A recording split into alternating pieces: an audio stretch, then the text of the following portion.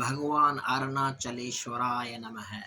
Friends, யாருன்னா ஜாதகனுக்கு தெரியணும் ஒரு மனுஷன் பித்ரு பக்தனா இருப்பானா இல்லையா. பித்ரு பக்தன்னா அப்பாவோட பக்தன், தந்தையோட பக்தன்.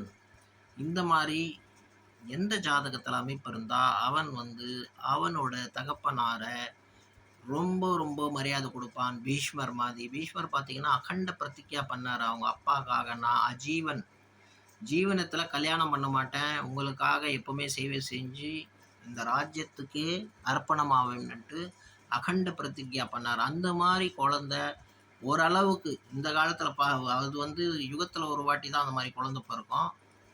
எந்த மாதிரி குழந்தைகள் ஓரளவுக்கு ஒரு 10% இருக்குன்னா காரகன் சூரியனை பார்க்கணும். இந்த சூரியன் ரொம்ப நல்ல அமைப்பில் இருந்து குரு பார்வை பெற்று 11ஆம் ஸ்தானத்தில் இருந்தால், இல்லைனா பாக்யாதிபதி 9ஆம் அதிபதியை குரு பகவான் பார்வை பார்த்தாருன்னா அந்த குழந்தை பித்ரு பக்தனாக இருந்து அப்பாவை ரொம்ப மரியாதை கொடுப்பான், அப்பாக்காக வாழுவான். அப்பாவுக்கு ஒரு தீங்குனா பொறுக்க மாட்டான், நல்லதே செய்வான், தந்தையை தெய்வமாக நினைப்பான், எங்கள் அப்பா பகவானோட அவதாரம்னு சொல்லுவான்.